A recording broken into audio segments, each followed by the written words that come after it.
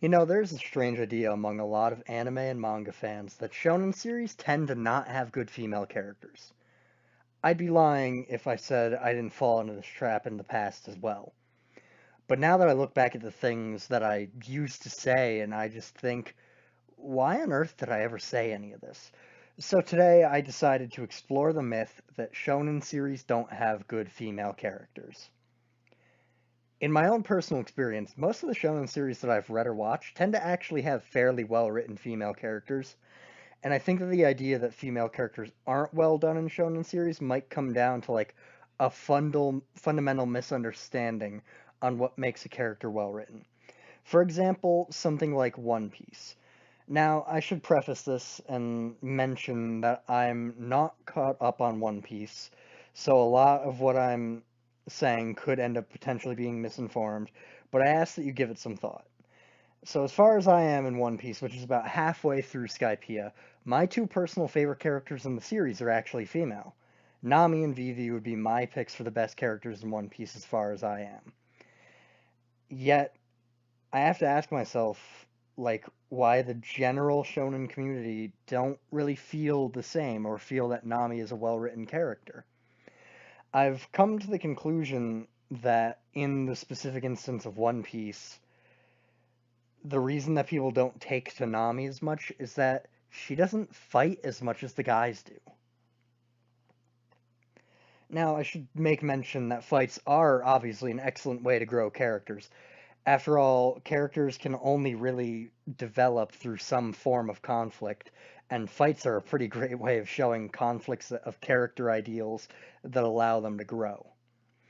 But I think the trap a lot of people fall that read shonen manga or watch shonen anime fall into is that fights are like the only form of conflict that can allow a character to grow. For an example of this, let's take a step back into Arlong Park. The conflict of the arc is quite obvious in that Arlong is just the bad guy doing things that hurt Nami and her loved one, and Nami really wants to make it all stop and try to fix things. It's a pretty simple concept, and yet I've seen people complain that Nami wasn't the one to fight and beat Arlong. This idea just doesn't make sense to me for a few simple reasons. First and foremost, Nami isn't really that much of a fighter. Her two main roles in the story have been as a thief and a navigator. And sure, she fights some smaller, less consequential people here and there, but to think that she is going to fight the guy built up as the big arc villain, when even like somebody like Zoro didn't really stand much of a chance against him, just doesn't really make much sense to me.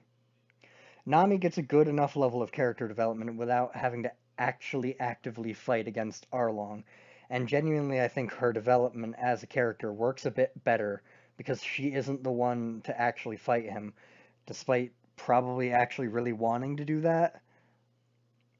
Nami's just one of the few examples of characters that I really feel like works in shonen series. But I guess I should take a second to view the other side of the idea here. And while I will say that the vast majority of them do have a variety of well written female characters, I do have to acknowledge some of the series where I feel like they're lacking in that department. I guess the first one I'll touch on is the one that everybody has harped on for this exact thing, Naruto. Now, I will say I have very limited experience with post time skip Naruto, as I haven't actually gotten around to reading it, and I'm not going to sit there and watch Shippuden. I don't have a death wish. I do, however, have a vague idea of what happens throughout the story in Shippuden, and some of the ideas of like what characters do and stuff. And personally, I will say that generally the female cast in Naruto I wouldn't call bad, but just when comparing it against other things, makes me feel like it's missing like a standout character. But if I had to pick one to be the standout, it would honestly be Sakura. Wait, no. No, no, no, don't leave the video. Just wait and hear me out for a second, okay? Okay. Sakura has a reputation for being a totally useless character. However, I actually don't really agree with that idea. Sure, she and Ino can be a bit annoying with their massive lady boners for Sasuke, but I actually do like the rivalry dynamic between the two shown in the tuning exams. There is also a really good moment between Sakura and Sasuke right before he leaves the Leaf Village. Sakura stops Sasuke at night to try and stop him from leaving the village. She knows that she isn't physically strong enough to stop him on her own, but she has genuine feelings for the guy and wants to try whatever it takes to get him to stay. Sakura confesses everything to him in a genuinely touching way and just tries everything in her power to get him to stay. Yet she fails. After this happens, she falls back into relying on Naruto to try and bring Sasuke back, and even then, he fails.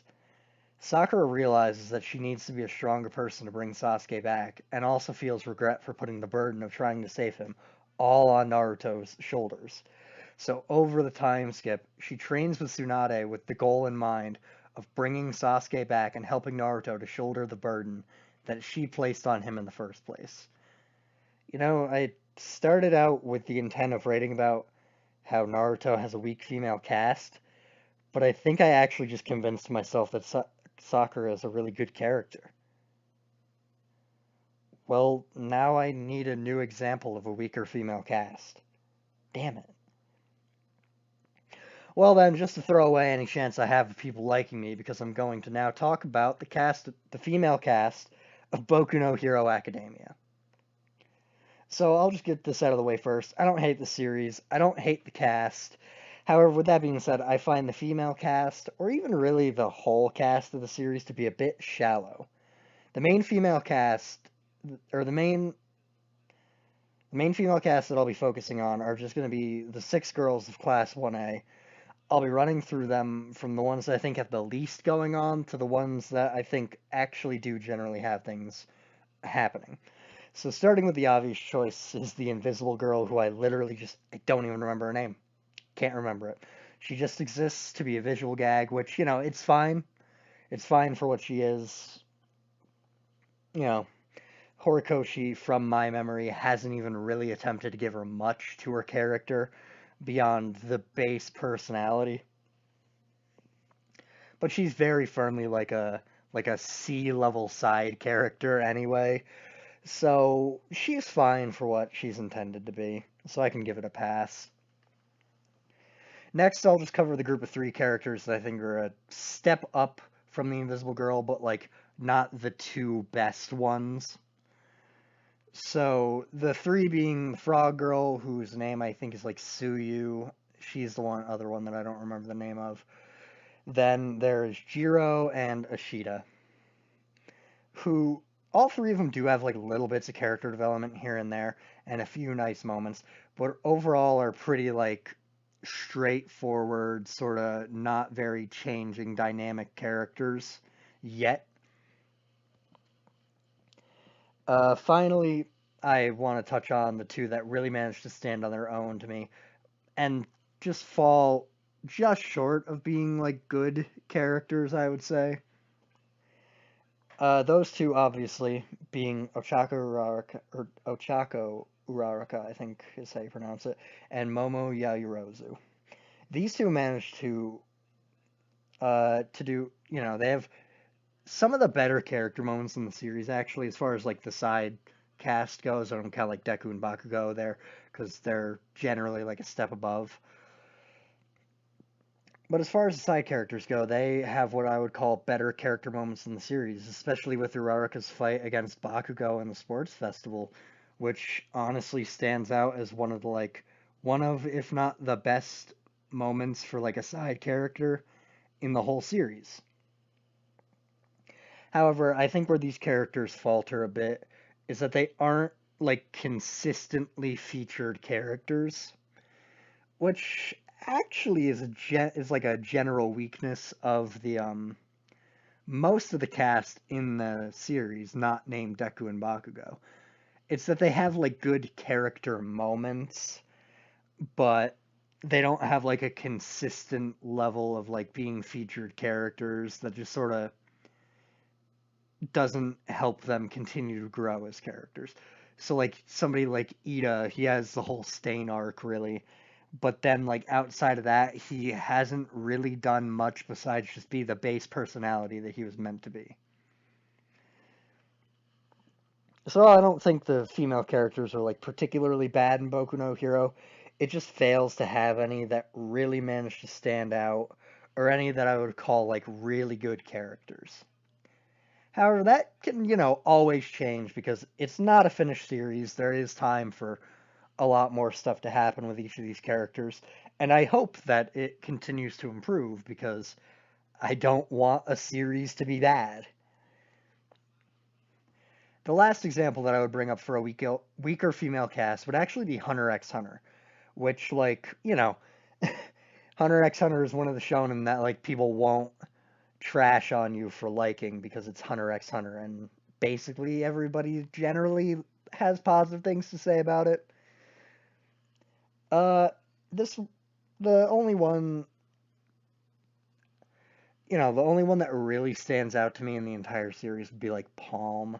But, like, she doesn't really do a whole lot in the Chimera Ant arc and really just ends up being overshadowed by just about everybody else in the arc.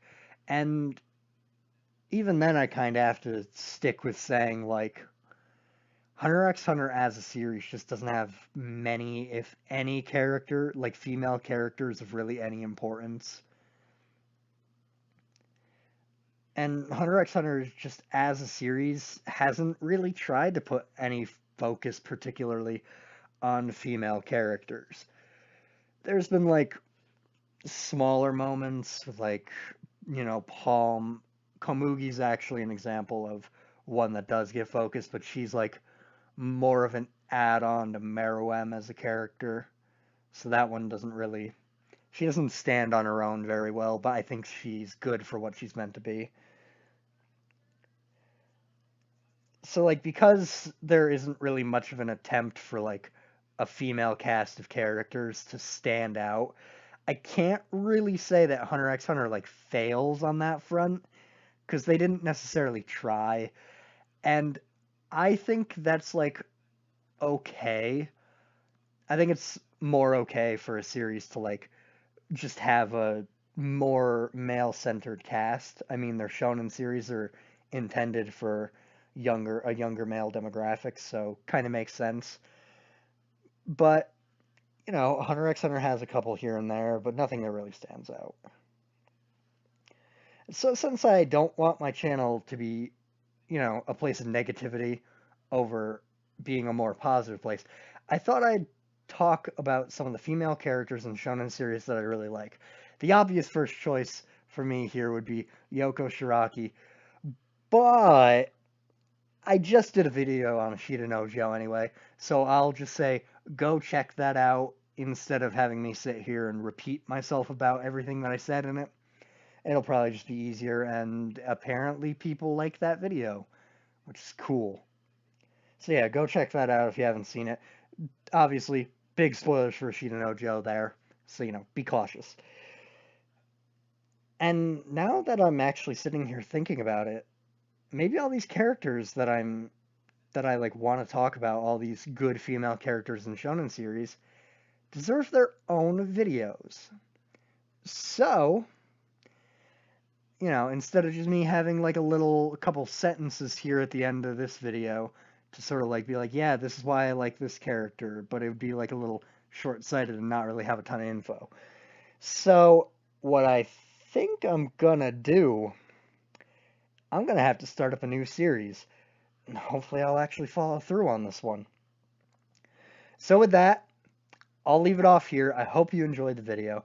If you did, make sure to leave a like and hit the subscribe button so that you can make sure to see the next one of me defending the female characters of Shonen against all of the rather unfair hate I feel like they get.